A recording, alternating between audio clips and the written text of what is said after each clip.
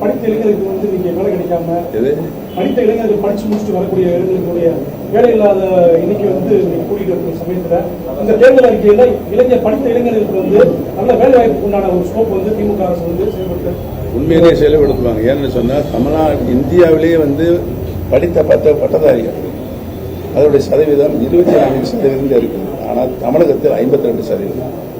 படித்த பட்டதாரிகள் எண்ணிக்கை 52%.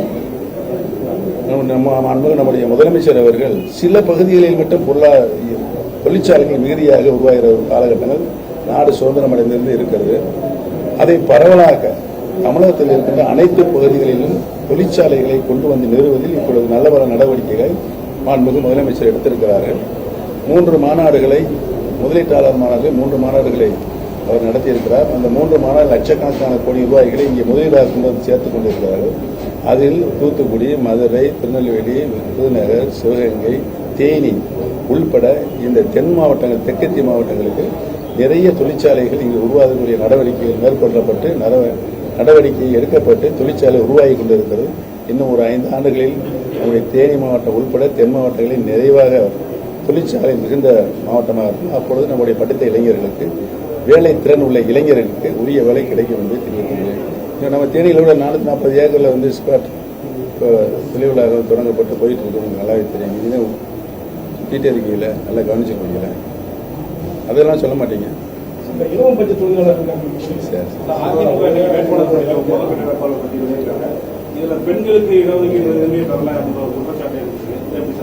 அது நீங்க எடப்பாடி பழனிசாமி தான் கேட்கணும். இப்ப நீங்க 4 வருஷம் இப்ப 4-5 தடவை ஜெயிச்சு போட்டிட்டு ஜெயிச்சு எல்லாம் மக்கள் மனசுல பதிஞ்சிருச்சு. இப்ப இந்த இயற்கையில சேரும்போது அந்த கட்சி சின்னம் வந்து கட்சி சின்னம் தானே பேசும். ஆளா பேச போறாங்க. கட்சி சின்னம் தானே பேசும். அந்த கட்சி தம்பி 2017 இப்ப என்ன 9 வருஷம் இருக்கு. அவர் என்ன தன்னுடைய அடிமைகளை வைத்து தலைமை கழகத்தில் பேச வச்சார். பழனிசாமி பொதுச் செயலராக வந்தா எந்த தேர்தலில் வந்தாலும் அவர் தான் ஜெயிப்பாரு, அவருடைய சூழ்நிலை அவர் உருவாக்குன்னு சொல்லி தான் அவர் வந்து பொதுச் செயலராகன்னு சொல்லி கோரிக்கை வச்சாங்க. தேர்தலுக்கு சட்டமன்ற தேர்தலுக்கு 2 வருஷத்துக்கு 21 சொல்றாங்க. 2021 சட்டமன்ற தேர்தலுக்கு 2 வருஷத்துக்கு முன்னாலேயே பழனிசாமி வருகின்ற சட்டமன்ற தேர்தலில் முதலமைச்சர் இப்பயே அறிவிச்சாதான் அந்த தேர்தல் அவர் மகத்தான வெற்றி பெறாரு. அந்த கோரிக்கையும் கொண்டு வச்சாங்க. நாங்களாம் சொன்னோம், சீனியர்லாம் சொன்னாங்க, இல்லைங்க முன்னாலே அறிவிக்க வேணாம், தேர்தல் வரும்போது அறிவிச்சுக்கலாம், தேர்தல் முடிஞ்ச பிறகு அறிவிச்சுக்கலாம் கேட்க மாட்டேங்கிறாங்க. ஏன்னா ஒரு ஃபேஸ் வேல்யூ ஆன தலைவராக எடப்பாடி பழனிசாமி இல்லை, மாஸ் லீடராக இல்லை. பேரறிஞர் அண்ணா அவர்கள் மாஸ் லீடர், முத்தமிழ் அறிஞர் அவர்கள் மாஸ் லீடர், புரட்சி தலைவர் அவரும் ஒரு மாஸ் லீடர், அம்மா அவர்களும் ஒரு மாஸ் லீடர். இவர்கள்லாம் ஒரு தோல்வி கண்டால் சந்தர்ப்ப சூழ்நிலையினால் அடுத்த தேர்தலில் அந்த கட்சியை வெற்றி வரக்கூடிய ஒரு சூழ்நிலையில் இருக்கிறார்கள். அதான் வரலாறு. தலைவர் நாடாளுமன்ற தேர்தலில் தோற்றிருக்கிறார், அடுத்த தேர்தலில் வெற்றி பெற்றிருக்கிறார். முத்தமிழ் அறிஞர் தோற்றிருக்கிறார், வெற்றி பெற்றிருக்கிறார்.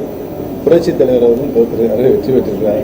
அம்மா அவர்களும் தோற்றிருக்கிறார், வெற்றி பெற்றிருக்கிறார். பழனிசாமி 2012 தோல்வி அடைந்து அடுத்த தேர்தலில் வெற்றி பெற்றாரா? ஒரு தேர்தலில் வெற்றி வரல. இப்ப அதை மறைக்கணும். இவ்வளவு பக்கம் பக்கமா இன்னைக்கு இலவசங்களை அறிவிச்சிட்டு இருக்காரு. முடியாது. ஏன்னா அவர் எப்பவுமே பொய் தான் சொல்லுவாரு. ஒரு முதலமைச்சராக பொறுப்பில் இருக்கிறவர் அடுத்த செகண்ட் அவர் நாளைக்கு நானும் முதலமைச்சர் வந்திருக்கேன். டெய்லி 3 கவர் வரும், நாட்டுடைய நடப்புகள் உள்ள வரும். இன்னொரு கவர்ல வந்து அரசியல் கட்சியினுடைய கூட்டங்கள் நடைபெறுவதற்கு வரும். எங்கெங்க சட்டம் ஒழுங்கு பாதகம் ஏற்பட்டு ஒரு கவர் வரும். இதெல்லாம் வந்து எப்ப நைட்டே வந்து சேருங்க எங்களுக்கு. அதை படித்து பார்க்க வேண்டும். காலையில் 4 மணிக்கு எந்திரிச்சு படிச்சு பார்த்துட்டு தலைமைச் செயலாளர் டிஜிபி எல்லாம் கூட்டு மீட்டிங் நடந்து நடவடிக்கை எடுக்க வேணும். அதுதான் முதலமைச்சருடைய பொறுப்பு. இவர் வந்து 24 மணி நேரம் கழிச்சு நிருபர்கள் உங்களை மாதிரி நிருபர்லாம் கேட்கும்போது நீங்க சொல்லுதே எனக்கே தெரியும் அப்படின்னா என்ன? ஒரு பொறுப்பற்ற பேச்சா இல்லையா? அது ஒரு முதலமைச்சர் சொல்லலாமா? இதெல்லாம் படித்தவர்களை சிந்தித்து பார்ப்பாங்களே. இதென்ன இவர் இப்படி சொல்லிட்டு இருக்காரு? நாட்டை ஆளுகின்ற முதலமைச்சரே வந்து நீங்கள் சொல்லித்தான் எத்தனை பேர் இறந்தாங்க சொல்லுங்க தம்பி, எத்தனை பேர் இருந்தாங்க? 10 பேர் இருந்தாங்க. எத்தனை பேர் காயப்பட்டாங்க? 42 பேர் காயப்பட்டாங்க. நான் வந்து அவரை கூப்பிட்டேன், வாங்க தூத்துக்குடி போய் ஹாஸ்பிட்டல் போய் காயப்பட்டவங்கலாம் பார்த்து இல்லை நான் வரல, நீங்கள் போய் பார்த்துட்டு நான் தான் போய் பார்த்துட்டு